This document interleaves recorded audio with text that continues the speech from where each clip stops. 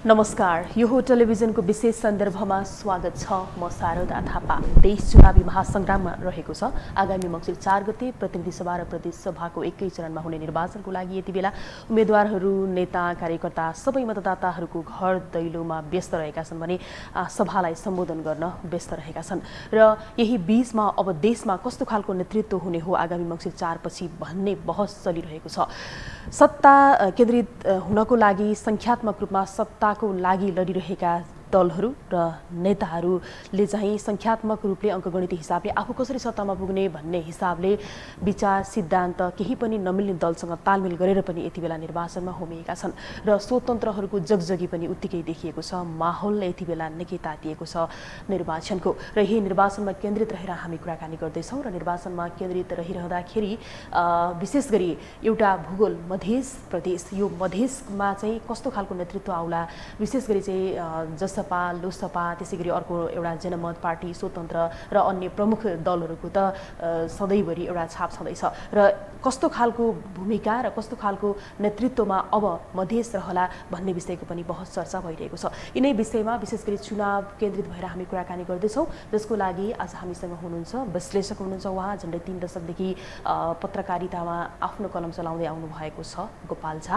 हामी उहाँसँग कुराकानी गर्दैछौँ। उहाँ भर्खरै मात्र मधेसका प्राय सबै विभागहरूलाई अवलोकन गरेर पनि आउनुभएको छ। यहाँलाई स्वागत छ गोपालजी कार्यक्रममा। धन्यवाद। आराम हुनुहुन्छ? ठिकै छ। तपाईँलाई पनि चुनाव एकदमै लागिरहेको छ है? लागिहाल्छ। म एउटा सामान्य नागरिक पनि हो अनि चुनाव त लागिहाल्ने भयो। र तपाईँ अब मधेसी भूगोललाई एकदमै नजिकबाट चिन्ने र त्यहीँको माटोमा तपाईँ चाहिँ लडीबडी गरेर आइरहनु भएको छ। अहिले भर्खरै पनि यो चुनावको महासङ्ग्राममा पनि घुमेर आउनुभयो। त्यहाँका जनताको अपेक्षा तपाईँले के देख्नुभयो? मधेसमा अपेक्षा भनेको एउटा सामान्यतया आम नेपाली, अरू भूभागमा भएका नेपालीको जति जे अपेक्षा हुन्छ नि त्यस्तै अपेक्षा मधेसमा पनि छ। तर मधेस अब फ्ल्याट ल्यान्ड भएकोले त्यहाँ अब इरिगेसनको, सिँचाइको, कृषिमा किसानहरूलाई समयमै मल बीज चाहिँ उपलब्ध हुनु, यो एजेन्डाको रूपमा एउटा तबकालाई अलिकति बढी नै उजागर गर्नुपर्ने अवस्था चाहिँ देखिएको। प्राय किसानहरूको डिमान्ड त्यही छ कि हामीलाई चाहिँ समयमा सिँचाइ हुँदैन, आकाशे पानीको भरोसामा चाहिँ हामीले सिँचाइ गर्नुपर्ने हुन्छ, समयमा बिउबिजन पाउँदैन र मल पनि पाउँदैन। एउटा त्यो छ। अर्को समस्या के छ भने मधेसका युवाहरूमा जुन एउटा रोजगारीको जुन छ नि ठुलो एउटा समस्या छ, त्यहाँ त्यो रोजगारीको जुन छ नि पनि मुद्दा एउटा जोडतोडका साथ जुन छ नि हैन युवाहरूले उठाउने एउटा चाहिँ त्यो मुद्दाहरू पनि। त्यसकारण अपेक्षा भनेको सामान्यतया नेपालभरमा अरू भूभागमा जे जस्तो अपेक्षा छ आम नेपाली भोटर्सहरूको, त्यस्तै अपेक्षा मधेसमा पनि त्यस्तै रहेछ। अब तपाईँले मधेसमा त्यो अपेक्षाको कुरा गर्नुभयो होइन? अब अहिलेको चहल पहल माहौल हेर्ने हो भने हरेक उम्मेदवारहरू जनताको घर घरमा जाने, शिर नेउराउने, आशीर्वाद थाप्ने, धान काट्ने, कृषिमा के काम भइरहेछ, डोजर चलाउने, ट्र्याक्टर चलाउने सबै काम गरिरहनु भएको छ। रोजगारको कुरा गर्ने हो भने अब फ्री भिजा, फ्री टिकटमा विदेश पठाउने आश्वासन त खुलेआम हामीले सुनि नै रहेका छौँ होइन? र यो सबै पुरा होला अबको नेतृत्वले पुरा गर्न सक्छ? अब यो नेतृत्वहरूले एउटा पङ्क्ति यस्तो हुन्छ कि अब चुनावको बेलामा यस्ता मुद्दाहरू उठ्ने र आश्वासन दिने भनेको यो कुनै नौलो कुरा चाहिँ पनि होइन। त्यसकारण नेतृत्व पङ्क्तिले आफ्नो मतदाताहरूलाई आकर्षित गर्नको लागि यी कुराहरू भन्नु भनेको सामान्य रूपमा एउटा राजनीतिक मुद्दाकै रूपमा भन्न सकिन्छ। तर अब त्यो कुराले मतदाताहरूले कतिको पत्याउनेछन् भन्ने कुरा चाहिँ अब मेन पोइन्टमा हामी आयौँ। मतदाताले कतिको पत्याउँछन्? अहिले मतदाताहरू अत्यन्तै बाठो भइसकेका छन्। जबकि नेताले स्टेजमा भाषण गरिरहँदाखेरि त्यहाँ तल बसेर क्वेसन गर्ने, खबरदार भनेर चाहिँ चेतावनी दिने खालका चाहिँ मतदाताहरू अहिले उभिएको हामी देख्छौँ होइन? जस्तै भर्खरै उदाहरण दिने हो भने केपी शर्मा ओलीले भाषण गरिरहेको ठाउँमा भीम रावलको टिकट खै होइन? जस्तै अन्य ठाउँ पनि हामीले ती चाहिँ उदाहरणहरू देखिरहेका छौँ। त्यो हिसाबले गर्दाखेरि मतदातालाई यसपटक उम्मेदवारहरूले जुन आश्वासन बाँड्नुहुन्छ त्यो आश्वासनको भ्रममा पार्न सक्नुहुन्छ जस्तो यहाँलाई लाग्छ? अब भ्रममा पारेर मतदाताहरूलाई अब रिझाएर जुन छ नि तपाईँ मत माग्नुहुन्छ भन्ने कुरा अब पोलिटिकल पार्टीहरूले नसोचे हुन्छ। यो एउटा धेरै ठुलो उपलब्धि हो नेपाली मतदाताहरूको हकमा जुन छ नि उहाँहरू अत्यन्तै अब चाहिँ बाटो भइसक्नु भएको छ र एडुकेटेड भइसक्नु भएको छ कि मैले के प्रश्न उठाउनुपर्छ, मैले के माग्नुपर्छ र अब यो भनेको सामान्यतया जुन छ नि एउटा आश्वासनकै रूपमा कुनै पार्टीले अथवा कुनै अमुक दलको नेताले भोट पाउनु र विजय प्राप्त गर्नु भनेको त्यो अब चाहिँ सायद नहोला जस्तो छ। तथापि पनि एउटा कुरा हामीले के बिर्सनु हुँदैन भने कि जे भए पनि यही पोलिटिकल पार्टीहरूबाट जुन छ नि हैन उम्मेदवारहरूलाई आफ्नो चाहिँ जनप्रतिनिधिको रूपमा चाहिँ पठाउने भन्ने यो विकल्प अरू विकल्प चाहिँ मतदाताहरूसँग चाहिँ छैन। त्यसकारण जित्ने भनेको यही सामान्यतया छ नि 6-7 वटा पार्टी। अब मधेसमै भन्नुभयो भने त एउटा जनमत पार्टीको पनि एउटा नयाँ पार्टीको रूपमा आएको छ, सीके राउतजी हुनुहुन्छ। अब मधेस केन्द्रित राजनीति गर्ने भनेको जसपा पनि हो, लोसपा पनि हो हैन। बाँकी काङ्ग्रेसले पनि भन्छ कि मेरो स्ट्रङ होल्ड चाहिँ मधेस नै हो। नेकपा पनि आफ्नो चाहिँ स्पेस खोज्दैछ त्यसमा। ती पुराना कुराहरूलाई अब जुन छ नि त्यो एउटा जुन एउटा मधेस विरोधी पार्टीको रूपमा जुन चित्रण गरिएको छ, केही कुराले गर्दा अलिकति जुन छ नि मधेसमा जुन एउटा भावना छ त्यो कुरालाई पनि चिर्दै एमाले पनि आफ्नो ठाउँ चाहिँ बनाउने चाहिँ प्रयत्नरत चाहिँ अवस्था चाहिँ छ।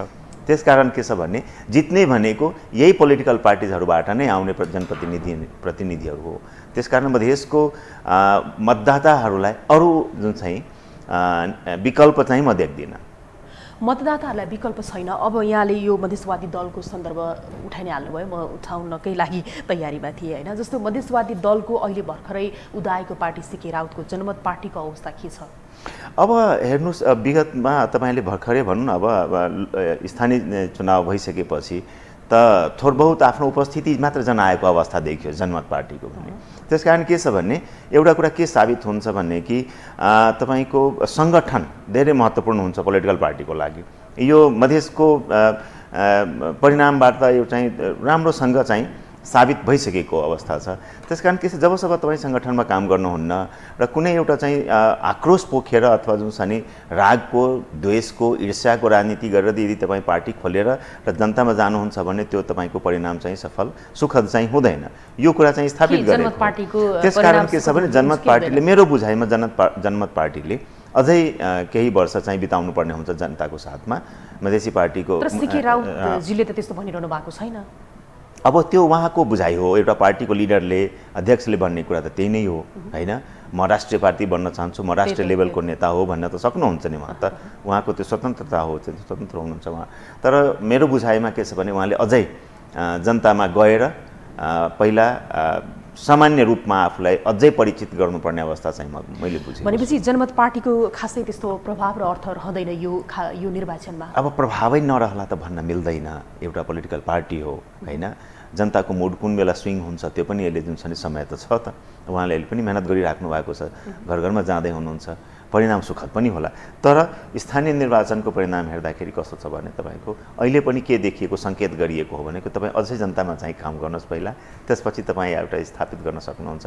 स्थापित नेताको राष्ट्रिय पार्टी बन्ने त्यो खालको चाहिँ अनुमान गर्न सकिँदैन मेरो बुझाइमा चाहिँ छैन। ठिक छ। अब यस सँगसँगै जस्तो लोसपा, जसपा हैन र अर्को विद्रोह गरेर चाहिँ उम्मेदवार बन्नुभएका प्रभु शाह, यो त एकदमै टफ कम्पिटिसन छ हैन। उहाँहरूको स्थिति चाहिँ कस्तो रहेको छ अहिले? प्रभु शाहजी अब विद्रोह गरेर फेरि अब आफूलाई स्वतन्त्र रूपमा चाहिँ रौतहट 3 मा हैन जुन प्रकारले आफूलाई स्थापित गर्नुभएको छ कि म स्वतन्त्र हो भनेर। अब उहाँको तर प्रभु शाहजीको जुन स्कुलिङ छ नि, पृष्ठभूमि छ नि, राजनीतिक पृष्ठभूमि, त्यो माओवादी पृष्ठभूमि हो। त्यसकारण अब त्यो एउटा समय काल परिस्थितिले गर्दा उहाँ चाहिँ एमालेमा जानुभयो र अब एमालेमै रहने रुचाउने प्रयास गर्नुभयो।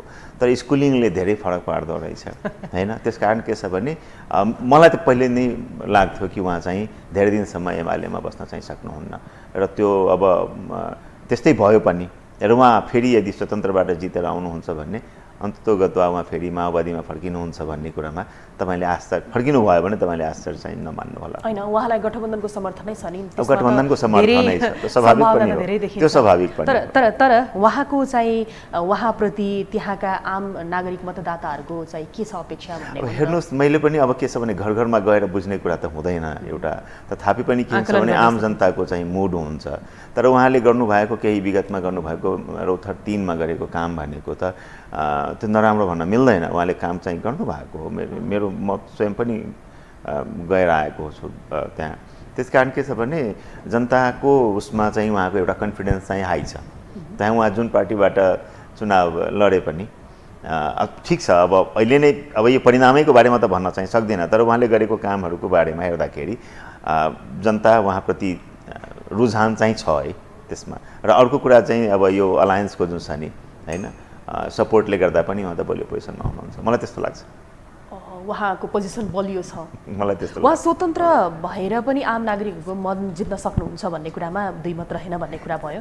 त्यसै यही नै हो। परिणाम कस्तो हुन्छ भने तपाईँको राजनीतिक नेताहरूले गर्ने काम के हुन्छ भने सानो कुराबाट जनता चाहिँ खुसी हुने हुन्छ नि। हेर्नुहोस् होइन, रौतहट क्षेत्र नम्बर 3 मा उहाँले जुन बाटोघाटो जुन छ नि कम्युनिकेसनको जुन कामहरू गर्नुभएको हो त्यसले त उहाँको रिपोर्ट कार्ड त राम्रै छ त। अब तपाईँ विश्लेषक हुनुहुन्छ, उहाँको रिपोर्ट कार्ड राम्रो छ भन्नुभयो होइन। उहाँ जति बेला उम्मेदवारी दिने दिन थियो त्यो दिनमा चाहिँ उहाँले झुक्क्याएर एमालेमा भएको मान्छे होइन, विद्रोह गरेर यता स्वतन्त्रबाट उम्मेदवारी दिनुभएको व्यक्ति हो र उहाँको स्कुलिङ नेकपा माओवादी हो र एमालेमा हुनुहुन्थ्यो उहाँ, र पछि आएर अहिले अब स्वतन्त्र हुनुहुन्छ, उहाँलाई समर्थन यता गठबन्धनको छ। यो हिसाबले गर्दाखेरि उहाँको यो व्यक्तिगत चरित्र चाहिँ के हो कि? अब यो त पोलिटिकल लिडर्सहरू तपाईँको एक पार्टीबाट अर्को पार्टीमा जानु भनेको यसलाई अब प्राय सबैले अब भन्छन् कि यो भनेको एउटा अप्राकृतिक एउटा ट्रेन्ड हो। तर यो अप्राकृतिक कसरी भन्ने, जब जब दुईटा पार्टी मर्ज भइसकेपछि त कुनै पनि पोलिटिकल लिडरले त होइन आफ्नो पोजिसनलाई त सेक्योर गर्छ नि त। म कुन पार्टीमा बसेर मेरो जनतासँग चाहिँ म चाहिँ बढी न्याय दिन सक्छु, जनताको अभिमतलाई म चाहिँ के अरे न्याय दिन सक्छु र उहाँ आफूले गरेका बाचाहरूलाई पुरा गर्न सक्छु भन्ने कुरा त एउटा नेतालाई जुन छ नि त्यो स्वतन्त्र अधिकार हुन्छ। हेर्नुहोस्, त्यस कारण के छ भने उहाँले रोज्नु भयो, तथापि पनि ग्रिभान्सेसहरू त हुन्छ नि त, त्यो कहीँ नमिलेकै हो। खास गरेर जुन छ नि त्यो त्यति बेला चाहिँ हतारमा गरिएको एउटा जुन छ नि त्यो युनिफिकेसन थियो दुईटा पार्टीको होइन। अब त्यसले गर्दा के छ भने त्यसका परिणामहरू त के हुन्छ भने अलिअलि जानकारहरूको त उसमा नजरमा त एन्टिसिपेटेड थियो यस्तो हुन सक्छ यो दुर्घटना होइन। तर उहाँको पार्टीको साथमा पनि भयो, उहाँ फेरि तर उहाँ चाहिँ एमालेसँग चाहिँ रहनुभयो, तथापि पनि फेरि अब नेक्स्ट के त कतिपय केसेसहरूमा त उहाँले जुन छ नि आफ्नो पार्टीका अध्यक्ष अब तत्कालीन एमालेको अध्यक्षसँग जुन छ नि अब डिफ्रेन्सेस हुँदाखेरि त उहाँले स्वतन्त्र रूपमा आफूलाई घोषणा गर्नु भनेको त यो कुनै आश्चर्य चाहिँ कुरा चाहिँ थिएन। त्यही त मधेसी नेताहरू हुनुहुन्छ नि जति हुनुहुन्छ, जतिले राजनीति गरिरहनु भएको छ, मेन स्ट्रिमको होस् या कुनै आफ्नो नयाँ पार्टी खोलेर होस् जे गरेर होस्, तर मधेसी नेताहरू नेतृत्व गर्ने व्यक्तिहरू जो चाहिँ म मधेसलाई बनाउँछु भनेर जसरी आउनुहुन्छ उहाँहरूमा चाहिँ त्यो स्थिरता कहिले पनि देखिँदैन क्या। त्यो के भन्छ दही चिउरे क्या, जता पनि जति बेला पनि जान सक्ने। त्यो त अहिले पनि देखिएको हो। त्यो पहाडका अरू मेन स्ट्रिम पार्टीमा पनि यस्ता घटनाहरू त भएका छन् होइन र। होइन मैले मधेसवादी नेताहरूको तपाईँले अब बाँकी भन्नुभयो कि अब मधेसमै कुरा गर्नुभयो भने त फेरि यो चरित्र त राष्ट्रिय चरित्र हो नि त। मधेस भनेको त देशभित्रको एउटा भूभाग भएकोले त्यो चरित्र त त्यसमा पनि देखिन्छ। तर त्यो राम्रो हो भन्न म त्यो भन्न चाहिँ चाहन्न, त्यो राष्ट्रिय चरित्र हो त्यो होइन। त्यो चरित्र चाहिँ मधेसमा पनि देखिएको हो होइन, बुझ्दाखेरि त्यसरी बुझ्दाखेरि हुन्छ। अब अहिलेकै कुरा गर्ने हो भने पनि लोसपा र जसपा जसको नेतृत्व हाम्रो महन्त ठाकुर र उपेन्द्र यादवले गर्नुभएको छ। अब उपेन्द्र यादवजीको कुरा गर्ने हो भने अन्तिम 11th आवरमा आएर उहाँ चाहिँ विचार सिद्धान्तै नमिलेर जहाँबाट विद्रोह गरेर चाहिँ उहाँहरू सरकारबाट बाहिरिनु भयो, त्यहीँ गएर नेकपा एमालेसँग गएर चाहिँ अहिले तालमेल गरिरहनु भएको छ चुनावको लागि होइन। उहाँको स्थिति के होला मधेसमा? त्यसै गरी महन्त ठाकुरजीकै कुरा गर्ने हो भने पनि त्यही नै हो, उहाँ गठबन्धनपट्टि लाग्नुभयो होइन सिटकै लागि।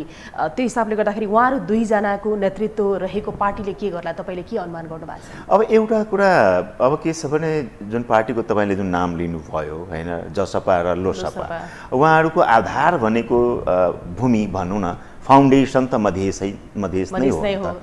नै हो। उहाँहरूले मधेसमा बसेर नै त्यहाँबाट आफ्नो पार्टीको जुन छ नि एउटा परिकल्पना गर्नुभयो जो राष्ट्रिय स्तरसम्म राष्ट्रिय पार्टीको रूपमा चाहिँ बन्यो र फेरि उहाँहरू चाहिँ आफूलाई राष्ट्रिय पार्टीको रूपमा चाहिँ भन्न त भन्नुहुन्छ, तर आश चाहिँ फेरि मधेसकै रहन्छ।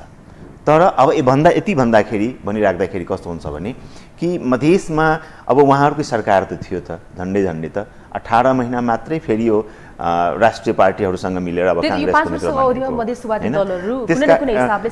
सत्तामै थिए। त्यस कारण के छ उहाँहरूले गर्नुपर्ने थुप्रै कामहरू चाहिँ जुन छ नि गर्न सक्नु भएको अवस्था चाहिँ छैन होइन। त्यसकारण के छ भने उहाँहरूसँग अलिकति उहाँको मुद्दा चाहिँ कमजोर छ। अब मधेस मुद्दा भनेको स्थापित गर्नुभयो, त्यो राष्ट्रिय मुद्दाको रूपमा चाहिँ स्थापित भइसकेको मुद्दा हो। त अब मधेसको समस्या भनेको पुरै सिङ्गै राष्ट्रको समस्या चाहिँ हो हैन। अब बाँकी रह्यो कि मधेसमा मुद्दा के त त्यसो भए त मुद्दा चाहिँ पार्टी चाहिँ मधेस केन्द्रित पार्टी भन्ने हैन। र अब मधेस मुद्दा जब एउटा मुद्दा, मधेसका धेरै मुद्दाहरूमध्ये एउटा मुद्दा जुन सिनो पहिचानको मुद्दा थियो अथवा नागरिकताको मुद्दा थियो, अब समावेशिताको मुद्दा थियो, ती मुद्दाहरू त करिब करिब यो कन्स्टिट्युसनले त त्यो एउटा पोलिटिकल बाटो चाहिँ लिइसकेको छ त्यो एड्रेस गर्नलाई हैन। अब के छ भावनात्मक बाटो पनि आइसकेको छ कि मधेस के छ भने यही राष्ट्रको एउटा जुन छ नि भूभाग हो, भूगोल अन्तर्गत हो भनेर। अब मधेस पार्टी बेस पार्टीमा तपाईँ मधेसकै यदि राजनीति गर्नुहुन्छ भने त्यहाँको मेजर समस्याहरू के छन् त? त्यहाँ रोजगारीको अवस्था चाहिँ कस्तो छ, त्यहाँ सिँचाइको अवस्था कस्तो छ किसानहरूलाई, त्यहाँ तपाईँको जुन छ नि त्यो भौतिक पूर्वाधारको अवस्था कस्तो छ हेर्नु, र शिक्षा र स्वास्थ्य, यो सबै हेर्दाखेरि कस्तो छ भने तपाईँको त्यति उत्साहजनक चाहिँ रिजल्ट चाहिँ आउन सकेन। जबकि मधेसी पार्टीले नि भन्ने त्यहाँ जुन छ नि को सरकार थियो त्यहाँ। त्यसकारण के छ भने अब उहाँले लाने जनतामा जाने मुद्दा के त? त्यो भनेको अब राष्ट्रिय मुद्दा लिएर जाने भने त मतदाताहरूले राष्ट्रिय पार्टीलाई नै किन फेरि मतदान नगर्ने त, भोट किन नदिने? तर अब मधेसको यदि राजनीति गर्न जाँदैछु भने त त्यो भन्दाखेरि त दुईटै पार्टीसँग एउटा के अप्सन छ भने कि मधेसको एक्चुअल मुद्दा के त? अब यी कुराहरूलाई उहाँहरूले कसरी एड्रेस गर्न सक्नुहुन्छ भन्ने कुरा त्यो उहाँहरूले लिएर जाने। अब त्यही त अहिले अब मधेसी जसले मधेसको नेतृत्व गरिरहनु भएको छ उहाँले नै मधेसको एक्चुअल एजेन्डा के हो, मुद्दा के हो भनेर बुझेर नबुझे जस्तो र यो बुझिरहेको नबुझेको हो कि जस्तो पनि लाग्छ क्या। जस्तो अहिले विवादित यो नागरिकताको विषयवस्तु छ हैन, यसलाई चाहिँ लत्याउँदै अब आफ्नै हिसाबले कसरी सत्तामा पुग्न सकिन्छ भन्ने हिसाबले मात्रै अगाडि बढेको आरोपहरू पनि उहाँमा छँदैछ। त्यो हिसाबले गर्दाखेरि चाहिँ जस्तो यहाँले भने जस्तो यो जुन चाहिँ राष्ट्रिय मुद्दा बनाउनुपर्छ भनिरहनु भएको छ नि, राष्ट्रिय मुद्दा त बन्यो तर समाधान त भएको छैन। त्यो हिसाबले गर्दाखेरि चाहिँ मधेसवादी नेता र नेतृत्वलाई जनताले विश्वास गर्लान्, कसरी गर्लान् भन्ने प्रश्न हो क्या। एउटा यही कुरा भयो कि त्यहाँको अब भनेको कमिटमेन्टको जुन छ नि उहाँहरूले भन्ने तरिका एउटा त के छ, मुद्दा त त्यही नै हो जुन मैले बताएँ तपाईँलाई। रोजगारीको समस्या छ, सिँचाइको समस्या छ, नागरिकता भनेको त्यो एउटा बेग्लै चिज हो। जबसम्म राष्ट्रिय पार्टीहरूले यसलाई नागरिकताको विषयमा आफ्नो चाहिँ इमान्दार प्रयास गर्दैनन् तबसम्म नागरिकता विषय समाधान चाहिँ हुँदैन। तर त्यो भनेको राष्ट्रमा काठमाडौँसम्म आइसक्यो भनौँ न। मधेसबाट त्यो जुन एउटा आवाज थियो नागरिकता हामी जहिले पनि कुरा गरिरहेका हुन्थ्यो, त्यो काठमाडौँले राम्रोसँग बुझिसकेका छ। मेरो कुरा बुझ्नुभयो, मैले भन्न खोजेको कि त्यो सेन्टरले बुझिसकेका छ। राष्ट्रिय पार्टीहरूलाई पनि यो कुरा थाहा छ कि यो समस्या समाधान चाहिँ गर्नुपर्छ। तथापि यो बाहेक पनि मधेसमा त मुद्दा त छ नि त, पूर्वाधारको हैन। पूर्वाधार पनि दिगो पूर्वाधारको एउटा उद्योगहरू पनि हेर्नुहोस् त्यहाँ छैन। नभएर के छ भने रोजगारीको समस्या छ, बेरोजगार यति छ कि के छ भने प्रत्येक दिन अब 1500 जना नेपालीहरू जुन छन् यहाँबाट विदेश जान्छन् भनेको त झन्डै त 40% त मधेसबाटै हुन्छ हेर्नुहोस्। त्यसकारण के छ भने यो भनेको एउटा ठुलो समस्या छ नि त। अब मधेस केन्द्रित पार्टीहरूले, मधेस केन्द्रित दलहरूले यी कुराहरूलाई जनतामा कसरी आफूलाई आश्वासन दिन सक्नुहुन्छ भने त्यो अरू नभए पनि के छ भने आश्वासन अब दिने तरिका र एउटा कमिटमेन्टको लेभल के हुनसक्छ त्यो एउटा ठुलो च्यालेन्ज हो। त्यो पत्याउने कसरी हैन, त्यो पत्याउने आधार चाहिँ मधेसवादी पार्टी दुईटै लोसपा र जसपाले अब जनमतले त एक्सर्साइजै गर्न पाएको छैन नभनौँ, तर यो दुईटा पार्टीले चाहिँ त्यो चाहिँ राख्ने चाहिँ अवस्था चाहिँ कठिन छ। अब लोसपा र जसपालाई नै जनमत पार्टीको कतिको चाहिँ चुनौती छ? अब इमर्जिङ पार्टी त छ, त्यही त इमर्जिङ पार्टी त छ, युवाहरूको रुझान त छ फेरि हैन। किनभने फेरि अर्को कुरा के छ भने एन्टी इन्कम्बेन्सी पनि भन्छु नि त कि झन्डै 3.5 वर्षसम्म एउटा पार्टीको सरकार हैन, 5 वर्ष भन्नु त अब 18 महिना नै यो चाहिँ भएको अलायन्स आएको हो। त्यसकारण के छ भने 3.5 वर्षसम्म अझ 5 वर्षसम्म तपाईँको नेतृत्वको सरकार हुँदै पनि हैन तपाईँले जुन छ नि यी कुराहरूलाई कतिको एड्रेस गर्नुभयो त भने जनताले सोधिरहेछन् त हैन। अब मेरो बुझाइमा भन्दाखेरि यसमा न्यून एड्रेस भएको हो। यी कुराहरूको बारेमा सायद यो सरकारले राम्रोसँग पोलिसीमा त्यो एक्सनमा जानै सकेन हैन। जहिले पनि यसले सेन्टरलाई दोष त दिन्थ्यो तर त्यो राजनीति मुद्दा हुन्थ्यो, तर गर्न सक्ने ठाउँ त थुप्रै थिए हेर्नुहोस् हैन। स्वास्थ्यमा पनि सुधार ल्याउन सकिन्थ्यो, स्वास्थ्यको अवस्थामा खास गरेर महिलाहरूको स्वास्थ्यमा हैन, त्यो एड्रेस गर्न प्रशस्त ठाउँ हुँदाहुँदै पनि यो सरकार चाहिँ सकेन। यो सरकारले सकेन अब फेरि के भनेर फेरि त्यही जनतासँग मत मागेर म सत्तामा पुग्छु भन्न जाने हो भन्ने प्रश्न छँदैछ नि सबैलाई। मधेस केन्द्रित नेताहरूलाई त झन् धेरै बोल्ने भइहाल्यो होइन? तपाईँले के पाउनुभयो त्यो घुमिरहँदाखेरि? के अब यस्तो एउटा के छ भने कि मतदाताहरूसँग फेरि अप्सन्स छैन। एउटा कुरा मैले अघि पनि बताएँ, अप्सन्स इमर्जिङ पार्टी इमर्जिङ अब अप्सन छ। मैले एउटा चाहिँ छ, अब सीके राउतको पार्टीलाई त टेस्ट त गरेको छैन मतदाताहरूले। तर सीके राउतजीको जुन चाहिँ हिस्ट्री छ नि, जसरी उहाँको आलोचना भएको थियो देशलाई विखण्डनमा लैजानेदेखि लिएर विभिन्न कुराहरूको उहाँको विगतको जुन पृष्ठभूमि र आलोचना सँगसँगै अब राम्रो काम पनि होला होइन, त्यो कुराले चाहिँ कतिको असर गर्छ भन्ने एउटा त कुरा बुझ्नुपर्ने के छ भने कि अब कुनै अमुक पार्टीले त्यहाँ जनतालाई अब चाहिँ झुक्याएर म यो गर्छु त्यो गर्छु भनेको जुन छ नि, जनताले यो पनि जनता बुझ्छ वास्तवमा कि यो एउटा जुन छ नि बाचा कुनै पार्टीले अथवा लिडरले गरिरहेको छ भने, जस्तोमा सबैले फ्रीलाई अब फ्रीमा विदेश पठाउँछु अथवा म यो चाहिँ एउटा ठुलो एउटा हस्पिटल बनाउँछु, जनतालाई यो पनि थाहा छ कि यो देशको जुन छ नि आर्थिक अवस्थाले धान्न सक्छ कि सक्दैन, अथवा यो जुन छ नि आश्वासन पाइरहेको छु यो आश्वासन पुरा हुने योग्य छ कि छैन भनेर होइन। त्यसकारण यतिसम्म विश्लेषण गर्न सक्ने जनताको माझमा जाँदाखेरि एउटा पोलिटिकल लिडरले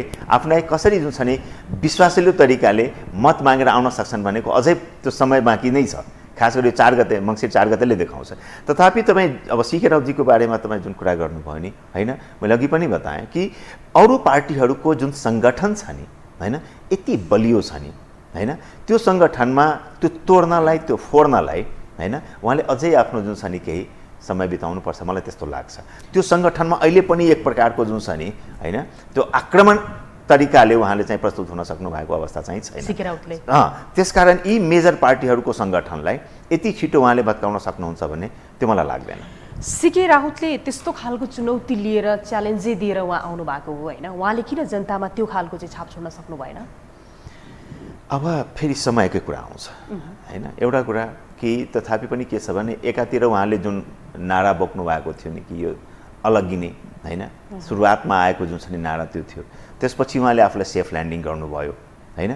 त्यसमा पनि के छ भने थुप्रै मतदाताहरू अथवा उहाँको सपोर्टरहरू के भयो भने त फेरि झुक्किए र फेरि कन्फ्युज पनि भयो कि कसरी भन्ने कि अब भनेको हाम्रो मुद्दा के त होइन। जसरी कुनै एउटा पार्टीले म यो देशबाट छुट्टिन्छु जुन उहाँले सुरुमा भन्दै आउनुभएको थियो, पछि आएर फेरि सम्झौता गर्नुभयो र यही देशमा चाहिँ यही संविधान अन्तर्गतमा चाहिँ अगाडि बढ्छु भन्नुभएको थियो। अब यो सिफ्टिङको जुन प्रक्रिया छ नि होइन, त्यो एउटा विश्वासको खाडल त थियो, त्यो पुरा नहुन सकेको अवस्थामा के छ भने मलाई लाग्छ कि त्यस कारणले पनि जनताले उहाँलाई टेस्ट गर्न खोजिरहेको हो। किनभने आम मधेसीहरूमा त यो भावना छैन कि यो देशबाट अलग्गिएर म जुन छ नि अब अलग देश हुन्छु भनेको यो कुरा त कहिले पनि मतलब थिएन। तर उहाँले त्यसको एउटा ट्रायलको रूपमा चाहिँ एक्सपेरिमेन्टको रूपमा आफूलाई स्थापित गर्ने प्रयास चाहिँ गर्नुभयो, जो फेल भयो होइन। त्यसकारण के छ भने मतदाता उहाँको जुन छ नि पोलिसी जे हुन्छ त्यसैको पछि सबै मतदाता लाग्छन् भन्ने पनि छैन नि, आम मधेसी पनि लाग्छन् भन्ने पनि छैन। मैले अघि पनि भने कि अरू पार्टीहरूको पनि स्ट्रङ जुन छ नि सङ्गठन र मत जुन छ नि एउटा अभिमत जुन छ नि त्यो कुरालाई उहाँले जुन छ नि त्यसमा अहिले चाहिँ भित्रसम्म पेनिट्रेट गरेर जान सक्ने अवस्था चाहिँ मैले चाहिँ भेटाएको चाहिँ छैन। तर जनताले परिवर्तन चाहिरहेका छन्, कति बेला मुड स्विङ हुन्छ त्यो भन्न सकिँदैन। पछिल्लो समय हामीले देखिरहेका छौँ स्वतन्त्रको लहर पनि आइरहेको छ र मधेसमा यो जस्तो स्वतन्त्र पार्टी अनि स्वतन्त्र उम्मेदवारहरूको दबदबा चाहिँ कतिको छ? स्वतन्त्र भनेको एउटा कस्तो भने यो कुनै एउटा खास मुद्दालाई लिएर आक्रोशित भएको अवस्थामा निस्किने एउटा मेनिफेस्टेसन भन्छौँ नि हामी, मलाई त्यस्तो लाग्छ कि फलानुले केही गरिदिएन ठिक छ, तपाईँ सङ्गठित भएर आउन सक्नुहुन्छ, तर तपाईँको सोसल अडिट पनि त हुनुपर्छ नि त। तपाईँले सोसाइटीमा कतिको कन्ट्रिब्युट गर्नुभएको छ अहिलेसम्म, पोलिटिकली, इकोनोमिकली, सोसली, फिजिकली होइन, तपाईँ कतिको इन्भल्भ हुनुभयो। तपाईँको सोसल अडिट हेर्दाखेरि विक हुने, कमजोर हुने र तपाईँ फेरि जनताबाट जुन छ नि त्यो मतको अपेक्षा राख्ने, अब यो कतिको जायज हुन्छ मलाई लाग्दैन। त्यसकारण के छ भने कि आम जनता फेरि पनि उहाँहरूलाई पनि एकचोटि राम्रोसँग टेस्ट गरिसकेपछि मात्रै जनताले फेरि भोट दिन्छन् भन्ने जस्तो लाग्छ मलाई। त्यसकारण यी स्वतन्त्र भनिएकाहरू जे भन्योस् होइन उठ्न पाउँछ होइन, तर कसो हुन्छ भने उहाँहरूको सोसल अडिट चाहिँ त्यो एउटा लिडरै भएर आउने टाइपको चाहिँ पोलिटिकल लिडर कहीँ पनि छैन। पोलिटिकल लिडरै भएर आउँछु भन्ने जुन छ नि अब एक दुईवटा रेयर केस चाहिँ बेग्लै चिज हो। तपाईँले अब काठमाडौँको लिएर धरानको कुरा लिनुभयो भने त बेग्लै चिज होइन। त्यो स्थानीय स्तरमा फेरि हुनु पनि राम्रो पनि सङ्केत हो। तर के छ, पार्लियामेन्टमा जाँदाखेरि तपाईँले एउटा पोलिटिकल आवाज उठाउनु पर्ने हुन्छ होइन, एउटा मुद्दालाई लिएर जानुपर्छ। तपाईँ एक्लो आवाज तपाईँको स्ट्रङ चाहिँ हुँदैन, तपाईँ केही पनि गर्न सक्नुहुन्न। आखिर फेरि त्यही जनताले तपाईँले निराश गर्नुहुन्छ, भोलि तपाईँले कसरी चाहिँ मुख देखाउने हो। त्यसकारण के छ भने यो एउटा मल्टी पार्टी डेमोक्रेसीमा होइन, पोलिटिकल पार्टीकै भविष्य छ। पोलिटिकल पार्टीमा लिडर हुन्छ, लिडरको फेरि के छ भने त्यो पोलिटिकल अडिट भन्नुहोस्, सोसल अडिट भन्नुहोस्, त्यो एउटा विक हुनसक्छ, स्ट्रङ हुनसक्छ। विक हुनेहरू जुन छ नि पछाडि पर्छन्, जो स्ट्रङली अब राम्रो काम गर्नुभएको छ उहाँहरूको त सेलेक्सनको चान्सेस त हाई हुन्छ, उहाँहरू छानिएर आउने हो। त्यसकारण स्वतन्त्रको हकमा जुन तपाईँले कुरा गर्नुभयो नि होइन, म एज ए सामान्य नागरिक, एज एन अब्जर्भर भन्न सक्छु कि उहाँहरूले थोरै त अब प्रभाव त पार्नुहुन्छ, तर जनता अहिले पनि बुझ्न चाहन्छन् कि तपाईँको सोसाइटीमा कतिको योगदान छ होइन। अब तपाईँले अघि भन्दै हुनुहुन्थ्यो क्या, जनतामा अप्सन छैन, विकल्प छैन, यी नेताहरू जसको हामीले चाहिँ नेतृत्वको कुरा गऱ्यौँ नि, त्यो बाहेक अप्सन छैन भनौँ, अप्सनको रूपमा चाहिँ फेरि स्वतन्त्रलाई रोजी दिए भने भन्ने प्रश्न के? अब अप्सनको रूपमा स्वतन्त्रलाई रोजी दिए भने अब त्यो जनताको हातमा छ, हेर्नुहोस् होइन, त्यो त स्वतन्त्र हो होइन, त हुनसक्छ होला, यो कुनै कुनै अन्याय पनि त हुँदैन नि त। तर मल्टी पार्टी पोलिटिकल सिस्टममा त फेरि कुरा त्यही आउँछ नि, तपाईँ पोलिटिकल पार्टी एउटा एजेन्डा लिएर नै जाने हो। देशले त अब जुन एउटा ट्र्याक, जुन एउटा समाज छ नि होइन, त्यो बाटो लिन्छ नि, कोर्स लिन्छ, त्यो इकोनोमिक होस्, सायद तपाईँको अरू कुनै जुन छ होइन, स्वास्थ्यको होस् अथवा तपाईँको एजुकेसनको होस्, त्यो त पोलिटिकल लिडरको पोलिटिकल पार्टीको एजेन्डा अनुसार मुभ गर्ने हो नि त, हो कि न? त्यहाँ स्वतन्त्रहरूको भूमिका भनेको त्यो एउटा के हुन्छ, त्यो संसदमा गएर एउटा आवाज उठाउने, एउटा कन्स्टिट्युएन्सीको एउटा आवाज उठ्न सक्छ होला, तर एन्टायर कन्ट्रीको कुरा गर्दाखेरि त त्यो त आवाज उठ्दैन नि, त्यो त पोलिटिकल लिडरले गर्ने हो, पोलिटिकल पार्टीले गर्ने हो कि होइन। देशले जुन कोर्स एक्वायर गर्छ नि होइन, त्यो पोलिटिकल पार्टीले को एउटा एजेन्डामा हिँड्ने हो, वा कहीँ सम्झौता भएको दस्तावेज अनुसार होइन, त्यही हुन्छ नि त। त्यसकारण स्वतन्त्रहरूको हकमा त म धेरै उत्साहित त चाहिँ छैन मेरो बुझाइमा। यो तपाईँको बुझाइ भयो स्वतन्त्रको सन्दर्भमा होइन। अब यस सँगसँगै जस्तो राष्ट्रिय पार्टीहरूको पनि उत्तिकै चाहिँ मधेसलाई आफ्नो पक्षमा कसरी पार्ने, आफ्नो पार्टीमा कसरी चाहिँ प्रवेश गराउने, यो त लहरै देखिएको छ चुनावी माहौलमा। यो हिसाबले गर्दाखेरि चाहिँ अस्ति मात्रै एकजना मधेसी नेताले पनि भन्दै हुनुहुन्थ्यो, मधेसमा प्रचण्डको क्रेज त यस्तो छ कि ओहो कुरै नगरौँ, केपी ओलीजीले त पहिला अब के गर्नुभएको के भन्नुभएको होइन, त्यो हिसाबले गर्दाखेरि उहाँको चाहिँ खासै त्यस्तो प्रभाव देखिँदैन। तर नेकपा माओवादीका अध्यक्ष प्रचण्डको क्रेज एकदमै धेरै छ भनेर चाहिँ उहाँको विश्लेषण थियो। तपाईँ चाहिँ यसलाई के भन्नुहुन्छ? अब कुनै म एउटा पार्टीको लागि त म यो कुरा चाहिँ भन्न त्यति चाहिँ जायज नहोला, तर एउटा कुरा के छ भन्ने कि मधेसका मुद्दालाई उठाएर मधेस केन्द्रित भएर जुन पार्टीहरूले आफूलाई राजनीति गर्नुभयो र सत्तामा आउनुभयो, उहाँहरूले यो 5 वर्षमा त्यति सकारात्मक परिणाम दिन नसकेको अवस्था चाहिँ छ। त्यसकारण मेन स्ट्रिम पार्टीहरू नै अब होइन प्रतिको रुझान जुन छ नि मधेसी जनतामा बढ्या छ, र त्यो मेन स्ट्रिम मध्येमा त प्रचण्डजीको पार्टी पनि चाहिँ छ। त्यसकारण त्यो कुरालाई उहाँले अब स्वाभाविक पनि हो, यदि उहाँ अब त्यही पार्टीको नेता हुनुहुन्छ भने स्वाभाविक कुरा हो कि उहाँ आफ्नो पार्टीको लिडरको के अरे अध्यक्षको बारेमा त उहाँले त भन्नु, त्यो स्वाभाविक पनि हो।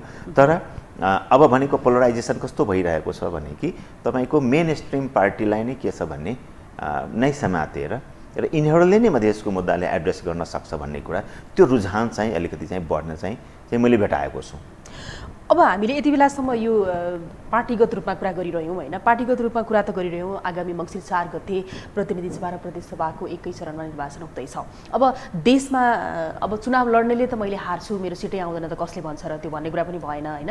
यहाँनिर सबै पार्टीका नेताहरूले हाम्रो पार्टीको चाहिँ बहुमत आउँछ, हाम्रो सरकार भन्छ, नेकपा एमाले त्यही भन्छ, यता सत्ता गठबन्धनले त्यही भन्छ, राप्रपाले त्यही भन्छ, अर्को लोकसपाले जसपाले त्यही भनिरहेको हुन्छ होइन। अब तालमेल गरेर गए पनि यो हिसाबले गर्दाखेरि तपाईँको अनुमानमा नि ओभरअल देशैभरको कुरा गर्दाखेरि यो पटकको निर्वाचनको परिणाम कस्तो आउला? अब सबैभन्दा पहिला त यसरी पनि बुझौँ कि जस्तो विगतमा होइन अब त्यति बेलाको नेकपाका अध्यक्ष होइन केपी शर्मा ओलीलाई जुन नेपाली जनताले झन्डै 2/3 मत दिएर ल 5 वर्ष राज गर्नुहोस्, फेरि राज्य सञ्चालन गर्नुहोस् भन्ने त अभिमत त दिएकै हो हैन। र त्यो जनमतलाई उहाँले अब कसरी प्रयोग गर्नुभयो भन्ने कुरा जगजाहेरै छ। यो कुरा हेर्दाखेरि त हामीले धेरै कुरा भनिराख्नु पर्दैन। त्यसकारण त्यो भनेको एउटा विश्लेषकको बुझाइमा फेलियर हो कि तपाईँ त्यति ठुलो एउटा जनमत प्राप्त गरिसकेपछि पनि तपाईँले रिजल्ट दिन सक्नु भएन भन्ने तपाईँको लिडरसिपमा कहीँ न कहीँ त जुन छ नि खोट त छ हैन। उहाँले स्वयं साबित गर्नुभयो हैन। उहाँले आफ्नै पार्टीलाई जुन छ नि पार्टी पनि उहाँको विभाजित भयो र सत्ताबाट पनि उहाँ चाहिँ बाहिरिनु भयो झन्डै 18 महिना पनि अगाडि। अब यस्तो अवस्थामा अब यो अलायन्स बनिसकेपछि, वाम र लोकतान्त्रिक गठबन्धन बनिसकेपछि उहाँहरूको पनि एउटा यो बीचमा जुन देखियो कि थोर बहुत कामहरू त अलिकति के छ भने स्थिरताको पनि कुरा दिनुपर्छ भन्ने कुरा, राज्यलाई देशलाई स्थिर एउटा संस्कार चाहिँ डेभलप गर्नुपर्छ भन्ने कुरा मेरो बुझाइमा त्यसमा दुवै ठुला दलका नेताहरूले त्यसमा चाहिँ एउटा कमिटमेन्टको लेभल चाहिँ हाई देखिएको हो मलाई जस्तो लाग्छ। शेरबहादुर देउवा नेपाली काङ्ग्रेसका सभापति र प्रचण्ड नेकपा माओवादीका अध्यक्ष। तर यो बीचमा भनेको सरकार स्थिर रहनुपर्छ। स्थिर सरकारले राष्ट्रिय अन्तर्राष्ट्रिय आर्थिक सामाजिक यी सबै कुराहरूको लागि भरोसा दिने ठाउँ के हुन्छ भने जनतालाई दिने यो काम चाहिँ गरेछ यो 18 महिनामा। त्यसकारण के छ भने यो सरकार निरन्तर हुनुपर्छ भन्ने एउटा मास चाहिँ छ, एउटा गठबन्धनकै सरकार। र यसमा के छ भने अब स्थिर सरकार भयो भने देशले कोल्टे चाहिँ फेर्न सक्छ, एउटा राम्रो इकोनोमिक जुन छ नि वातावरण चाहिँ बन्न सक्छ एउटा डेभलपमेन्टको लागि। र जबसम्म राष्ट्रिय पुँजी बन्दैन हैन तबसम्म त बाँकी कुराहरू त सबै गौण भइहाल्छ। त्यसकारण अहिले नै यसो हेर्दाखेरि थोरै स्थिर हुँदाखेरि झन्डै 10 अर्ब रुपैयाँको बिजुली बेचेको अवस्था छ नेपालले, जुन नेपालको आफ्नो प्रडक्ट हो, मौलिक उत्पादन भन्छौँ नि बेच्न सक्ने नेपालले के त अरू कुराहरू पनि छन् हैन। त के छ भने यो भनेको यसरी भयो भने अबको समयमा इनकेस यदि फुल फ्लेजमा एउटा स्थिर सरकार भयो भने यस्ता उत्पादनबाट पनि अझ हामी के छ भने आय आर्जन गर्न सक्छौँ र त्यो देशको आफ्नो पुँजी हुन्छ र त्यो पुँजीलाई के छ भने आफ्नो तरिकाले खर्च गर्ने स्पेस चाहिँ क्रिएट हुँदै जान्छ एजुकेसनमा, हेल्थमा, इन्फ्रास्ट्रक्चरमा। त्यसकारण स्थिर सरकारको आवश्यकता र एउटा जस्ट मैले कम्प्लिट गर्ने र यो नारा दिएर जुन अहिले गठबन्धन जुन छ नि अहिलेको गठबन्धन जुन जनतामाझ चाहिँ गएको छ त्यो पक्ष अलिकति के छ भने बलियो छ र त्यो बलियो हुने अवस्थाको कारणले गर्दाखेरि परिणाम सायद उहाँहरूको पक्षमा जान्छ कि भन्ने गठबन्धन भन्ने र अर्को कुरा भनेको स्थिर सरकारको लागि बहुमत एउटा पार्टीको आउनु पर्यो, मतलब गठबन्धनको आए पनि अर्कोको आए पनि भन्ने कुरा भएन। तर जस्तो यो बहुमतलाई कसरी प्रयोग गर्ने भन्ने प्रश्न चाहिँ अहिले आम नागरिकहरूमा रहेको छ क्या। जस्तो हिजोको दिनमा 2/3 त्यत्रो जनमतलाई लत्याएर सरकार कसरी ढल्यो, कसरी चाहिँ यो खालको विचलन आयो, देशमा कस्तो खालको स्थिति आयो, यो त आम नागरिकले एकदमै आफ्नो आँखा अगाडि देखेको कुरा भयो। त्यही हिसाबले बहुमत मात्रै ठुलो कुरा होइन रहेछ भन्ने पनि उदाहरण त छ नि। बहुमतलाई कसरी प्रयोग गर्ने भन्ने कुरालाई पनि यति बेला चाहिँ विचार गर्नुपर्छ भन्ने बहस चलेको छ। त यो 18 महिनाको जुन सिकाइ जुन यो अलायन्सको जुन छ नि त करिब त्यही एङ्गलमा हामीले कुरा गर्न सक्छौँ नि कि यो स्थिर हुनुपर्छ। सरकार स्थिर भयो भने के हुन्छ भने देशले एउटा के छ भने राम्रो एउटा जुन छ नि कोर्स लिन सक्छ अलायन्सको। तर फेरि के छ भने अब कतिपयले यस्तो पनि भन्छ कि यो अलायन्सको कल्चर एउटा डेमोक्रेट फेरि अब लेफ्ट भनेको एक ठाउँमा यो कसरी हुन सक्छ, यो त तेल र के अरे पानी मिक्स भएको जस्तो अवस्था हो। तर यो भनेको नयाँ नौलो अन्तर्राष्ट्रिय उसमा पनि स्तरमा कुरा गर्दाखेरि तपाईँको यो नौलो एक्सपेरिमेन्ट त पक्कै होइन, छिमेकी भारतमा पनि भएको हो हैन। सन् 2004मा त जब युपिए भन्ने कन्सेप्ट आयो नि हैन, युनाइटेड प्रोग्रेसिभ अलायन्स, त्यति बेला अब एक्लै काङ्ग्रेसले सरकार बनाउने अवस्था चाहिँ थिएन, अरू पार्टीहरूले पनि बनाउने अवस्था थिएन, समाजवादीहरू पनि थिएन। त्यसबेला नै अब त्यति बेलाको ज्योति बसु कस्तो वेस्ट बेङ्गल भनौँ न पश्चिम बङ्गालको मुख्यमन्त्री त्यति बेला भनेको एउटा वामपन्थी नेताले त्यो ड्राफ्ट चाहिँ तयार गरेर यो हुन सक्छ, यो एक्सपेरिमेन्ट चाहिँ अगाडि बढाउँ भन्दाखेरि त झन्डै 2004 पछि 14सम्म भनेको 15 वर्ष जुन छ नि मनमोहन सिंहको सरकार चाहिँ बन्यो हैन। त्यो गठबन्धन युपिएकै थियो र युपिएमा तपाईँको कम्युनिस्टहरू पनि थिए। त्यसकारण के छ भने नेपालमा पनि यो के अरे यो एक्सपेरिमेन्ट भनौँ एउटा यो प्रयोग त छ नि त, यो प्रयोग वाम र के अरे डेमोक्रेटहरूको के छ भने वाम लोकतान्त्रिक गठबन्धन यो पनि सक्सेस हुन सक्छ कि हैन। त्यसकारण यसमा अहिले नै शङ्का गर्ने त ठाउँ त रहेन नि, जबसम्म पावरमा आउँदैन र यसले अगाडि कोर्स लिँदैन तबसम्म त शङ्का गर्ने त मेरो विचारमा त्यो त्यति चाहिँ उचित चाहिँ नहोला। तर यति भनिराख्दाखेरि पनि के हुन्छ भने अब नेताहरूको चरित्रको पनि कुरा आउँछ यस बिचमा हैन। उहाँहरूको के छ भने अस्थिर चरित्रले गर्दाखेरि त नेपाली जनतालाई नेपाली भोटर्सहरूलाई उहाँहरूमाथि शङ्का गर्ने ठाउँ त छ त्यहाँ। त्यसकारण अब यदि अब यो जुन 18 महिनामा उहाँहरूले जुन प्रकारले सँगै जाने एउटा जुन छ नि वातावरण एउटा सिर्जना गर्नुभयो र अगाडि आउनुभयो नि यहाँसम्म, सायद यो कुराले गर्दा अलिकति नेपाली भोटर्सहरूलाई थोरै आश चाहिँ जगाएको हो कि अब तपाईले गठबन्धन सरकारको निरन्तरता हुन सक्छ, गठबन्धन नराम्रो मात्रै होइन राम्रो पनि हो यहाँले भन्नुभयो हैन। त्यो भनिराख्दाखेरि अहिले चाहिँ कस्तो छ भन्दाखेरि गठबन्धन भनेको ठगबन्धन हो, गठबन्धन प्रतिगामी तत्त्व हो भनेर यता विपक्षीले आरोप लगाइरहेको हुन्छ। तपाईलाई त्यस्तो लाग्दैन? अब पक्ष विपक्षमा त यो के छ भने घोचपेच यो दाउपेचमा पनि अन्तर्गत एउटा हो, एउटा पोलिटिकल अब भनौँ अब हेर्दाखेरि के छ भने अपोजिसनसँग मुद्दा के रहन्छ त हैन। र खासै भन्नुभयो भने त अहिले केपी शर्मा ओलीजीले लिड गर्नुभएको नेतृत्व गर्नुभएको जुन छ नि अलायन्स त्यो त ब्याकफुटमा छ नि त, यो पनि त बुझ्नु पर्यो नि त। उहाँ आफै ब्याकफुटमा जानुभएको, अब उहाँलाई त्यो कुरालाई करेक्ट गर्ने प्रयास गर्दै हुनुहुन्छ हैन। त्यसकारण के छ भने अब यो कुरालाई फेरि नेपाली मतदाताहरूले कसरी बुझ्नुहुन्छ भन्ने कुरा त्यो त 4 गतेले देखाउँछ। मङ्सिर 4 गतेको त्यो ब्यालेट बक्समा जब उहाँहरूले आफ्नो मत राख्नुहुन्छ त्यसपछिको आएको परिणामले देखाउने। तर यो के छ भने कि उहाँले आफै गल्ती गर्नुभयो र त्यो फेरि करेक्सन गर्नेतर्फ त अदरवाइज मानौँ यो 18 महिना अगाडि यो सरकार नबनेको भए त त्यसपछि के हुन्थ्यो त? एउटा भ्याकुम क्रिएट हुन्थ्यो हैन। पछाडि जाने त एउटा सम्भावना त थियो त, त्यो पछाडि भनेको अनिश्चितता थियो। तर देश एउटा निश्चित बाटोमा आइसकेपछि, यही संविधान अन्तर्गत आइसकेपछि त एउटा कोर्स त लिनुपर्छ नि त। त्यो उहाँले दिन नसकेर पनि एउटा यो अहिले आएको गठबन्धनको सरकार हो खास हेर्दाखेरि। त्यसकारण पनि मैले के भने कि यो गठबन्धनहरूको बारेमा जुन छ नि अहिले एउटा उहाँले अब भ्रम फैलाउने अथवा उहाँले बोल्ने एउटा राजनीतिक कुरा गर्ने त्यो त उहाँको चाहिँ अधिकारको कुरा हो, उहाँले गर्न सक्नुहुन्छ। तर अहिले नेकपा एमालेका अध्यक्ष केपी शर्मा ओलीले 150 सिट कहीँ जाँदैन हामी जित्छौँ भनिरहनु भएको छ। मधेसमा के छ नेकपा एमालेको अवस्था? अब एउटा कुरा छ भने मधेसमा एमालेको बारेमा जुन एउटा चित्रण छ कि यो मधेस विरोधी पार्टीको रूपमा, यो कुरा पनि उहाँले धेरै ठुलो च्यालेन्ज छ केपी शर्मा ओली। उपेन्द्र यादवजीसँगै हुनुहुन्छ। अब उपेन्द्र यादवजीले आफै पनि नागरिकताको मुद्दा उठाएर फेरि एक प्रकारले समर्पण गर्नुभएको अवस्था पनि मधेसमा त्यत्तिकै चर्चा छ कि के हुन्छ कि एकैछिनमा उहाँ चाहिँ आक्रोशित भएर पार्टी पनि छोडिदिनुहुन्छ, अझ उहाँकै पार्टी फुटाउने हैन प्रयास गर्ने एउटा पार्टीसँग उहाँ फेरि के कम्पल्सन भयो, बाध्यता भयो कि आज फेरि उहाँ चाहिँ सँगै लड्दै हुनुहुन्छ।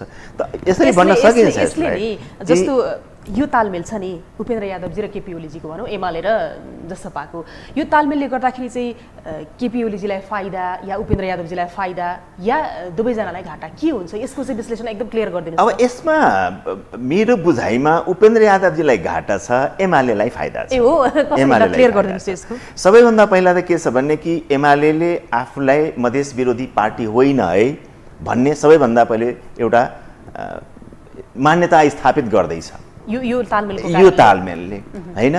तर त्यही समयमा फेरि के छ भने कि उपेन्द्र यादवजीको जुन कार्यकर्तामा छ एउटा चाहिँ डिसस्याटिस्फ्याक्सन छ कि अब 2 वर्ष अगाडि आफ्नै पार्टीलाई फुटाउन खोज्ने र सांसद अपहरण गरेर समेत ल्याउने पार्टीको नेता पार्टीसँग एमालेसँग अहिले जुन छ नि हात मिलाउनु भनेको त यो फेरि भोलि के होला भनेको त शङ्का त छ नि त। कार्यकर्ता लेभलमा पनि छ, मतदाताको लेभलमा पनि स्तरमा पनि चाहिन्छ। त्यसकारण के छ भने त्यो घाटा मलाई जस्तो लाग्छ एमालेलाई यसमा अलिकति फाइदा चाहिन्छ। फाइदा चाहिँ फाइदा किन छैन? किनभने उहाँ अब यो सबैभन्दा पहिले त मैले अघि पनि बताएँ कि मधेस विरोधी पार्टीको रूपमा चित्रण जुन एउटा गरिएको छ एमाले गरिएको छ, अब त्यो बिस्तारै बिस्तारै हराउँछ र हराउनु पनि पर्छ, त्यो बिस्तारै बिस्तारै वास हुनुपर्छ त्यो हैन। त्यो राष्ट्रिय स्तरको पार्टीलाई त्यसरी चाहिँ भन्न, तर अब भविष्यमा फेरि उहाँले देखाउने अब पार्टीले देखाउने चाहिँ त्यो चरित्र कस्तो हुन्छ भन्ने फेरि बेग्लै कुरा भयो हैन। त्यसकारण एमालेलाई फाइदा चाहिँ छ यसमा र जसपालाई चाहिँ यसमा घाटा चाहिँ छ। किनभने भोट त उहाँहरूले एकै ठाउँमा हाल्नुहुन्छ हैन फाइदाको लागि यसरी तालमेल गरिरहनु भएको छ उहाँहरू अफकोर्स अब यसमा त के हुन्छ भने अब राजनीति भनेको नाफाघाटाकै त हुन्छ नि अरू त अब के छ भने त्यसमा पनि चुनावमा त जितकै लागि सबैले आफ्नो चाहिँ त्यो गठबन्धन गर्छ सेफ ल्यान्डिङ खोज्ने हैन सेफ ल्यान्डिङ खोजिरहेको हो अब तपाईले जसरी यो एमालेलाई फाइदा छ उपेन्द्र यादवजीलाई घाटा छ भनिराख्दाखेरि नि जस्तो विचार सिद्धान्त नै नमिल्ने चाहिँ जुन एउटा दल छ त्यो दलमा गएर एकैछिनमा हात मिलाउने फेरि एकैछिनमा चाहिँ तोड्दिने टुट्ने फुट्ने यो क्रम चलिरहँदाखेरि यो मधेसकै मुद्दा एजेन्डामा जुन एजेन्डा छ मधेसकै मुद्दा छायामा परेको हो तपाईँ यसलाई स्वीकार्नुहुन्छ मलाई लाग्छ कि राष्ट्रिय मुद्दा हुनुपर्ने जुन एउटा समय लाग्यो नि मधेस आफैमा मधेस नेपालकै भूभाग हो मधेसको मुद्दा राष्ट्रिय मुद्दा नै हो हैन भलै त्यहाँको अब स्वाभाविक पनि हो मधेसी लिडरहरूले नि यो कुरालाई उठाउनु पनि भएको हो हैन तर यो जुन समय लाग्यो नि हैन तर राजनीतिमा यति समय लाग्नु भनेको त मेरो विचारमा यो त्यति अनुचित पनि होइन कुनै पनि एउटा मुद्दा त के हुन्छ भने त्यसको कारण हुन्छ त्यसको एक्सप्रेसन हुन्छ म्यानिफेस्टेसन हुन्छ त्यो कुन प्रकारले हुन्छ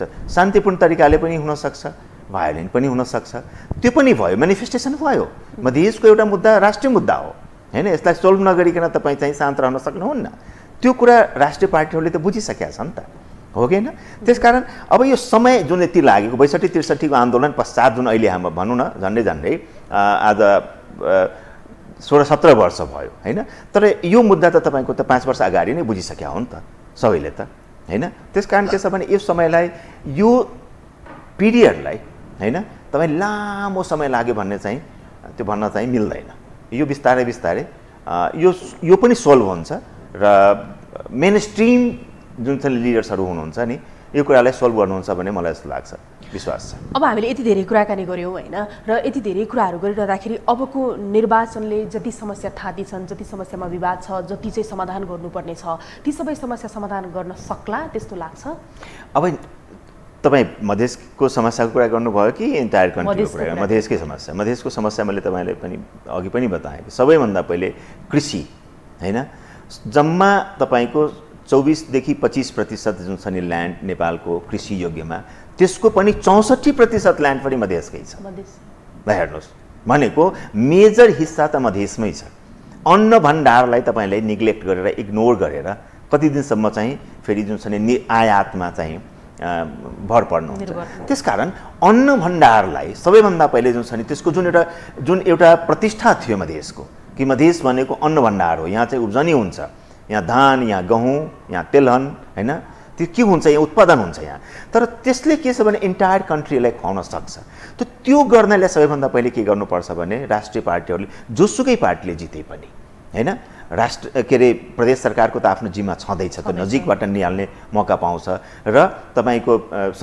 सङ्घीय सरकारको पनि त्यतिकै जिम्मेवारी हुन्छ कि मधेसलाई सबैभन्दा पहिले कृषि भूमि जुन छ नि हैन त्यो कृषिको जुन छ नि एउटा पोजिसनलाई रिगेन गर्ने कसरी निरन्तर सिँचाइ दिएर मलको व्यवस्था गरेर किसानहरूको आत्मबल बढाएर किसानहरूलाई सब्सिडाइज गरेर के हुन सक्छ हैन त्यो मेगा प्लान ल्याएर गऱ्यो भने त के छ भने मधेसको समस्या भनेको लामो समयसम्म रहने समस्या फेरि होइन हैन बाँकी एजुकेसन हेल्थ भनेको त देशमा जसरी विकास हुँदै जान्छ मधेस पनि देशको एउटा पार्ट भएकोले त अटोमेटिकली त्यसको हिस्सा मधेसले पनि प्राप्त गर्छ नै तपाईले यसरी सजेस्ट गरिरहनु भएको छ तपाईँ जस्तो पत्रकार तपाईँ जस्तो विश्लेषक मधेसमा हुनुहुन्छ मधेसी नेताहरूले किन सुन्दैनन् के अब नसुन्ने त होइनन् हैन नसुनेका पनि होइनन् केही हदसम्म अब केही भएकै पनि छैन त्यति पनि त नभनौँ हैन यो 5 वर्षमा त सङ्घीय सरकार जब अब यो भनौँ न हामी जब के भन्छ सङ्घीयतामा गइसकेपछि त थुप्रै कामहरू गर्नुपर्छ नि त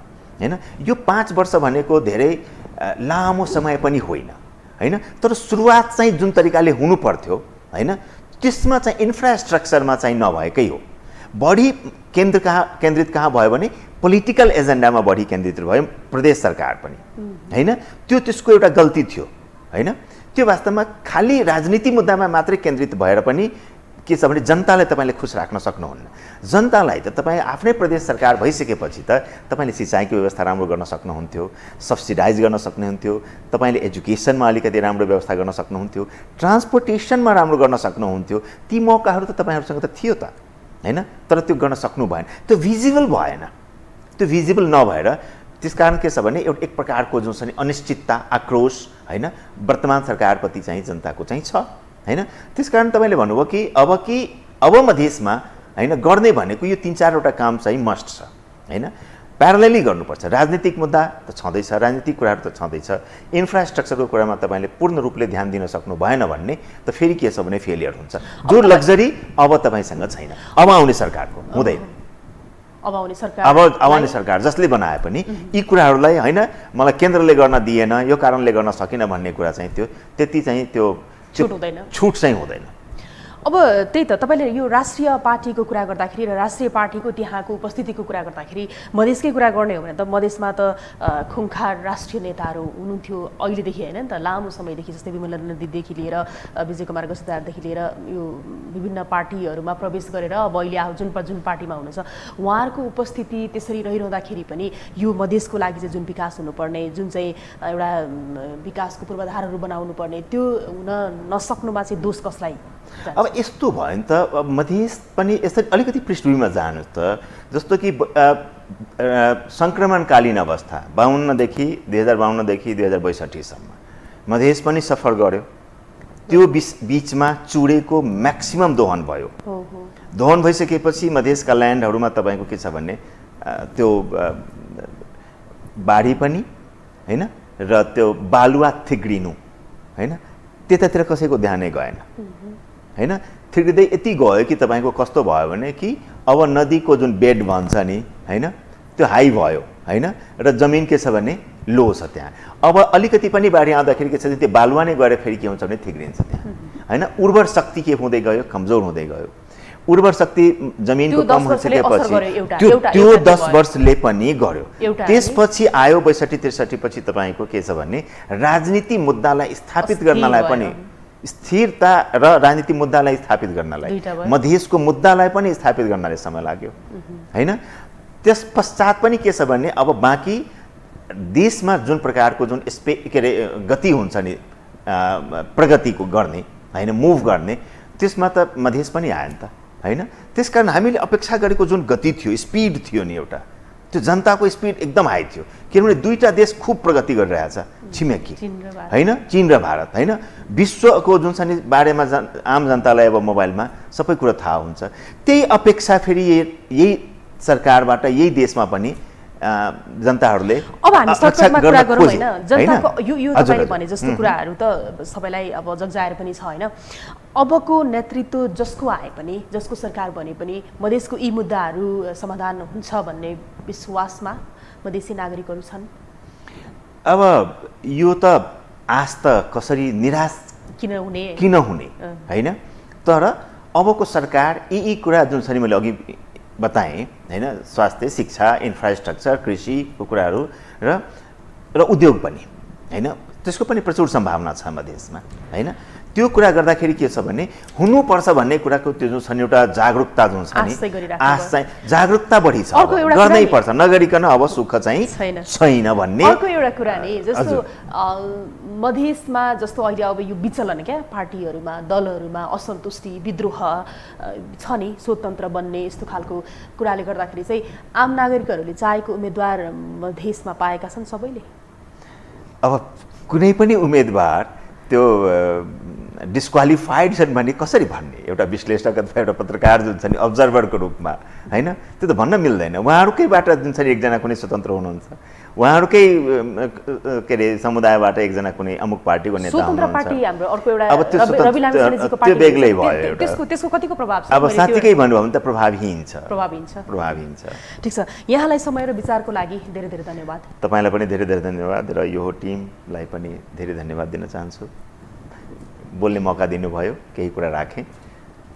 दर्शकवृन्द, हामी यति बेलासम्म यो टेलिभिजनको विशेष सन्दर्भमा कुराकानी गरिरहेका थियौँ विश्लेषक तथा पत्रकार गोपाल झासँग। मधेस केन्द्रित चुनावी कुराकानी, यी नै कुराकानीसँगै आजको लागि विशेष सन्दर्भको समय सकियो। यो टेलिभिजन हेर्दै गर्नुहोला। शारदा थापा बिदा हुन्छु, नमस्कार।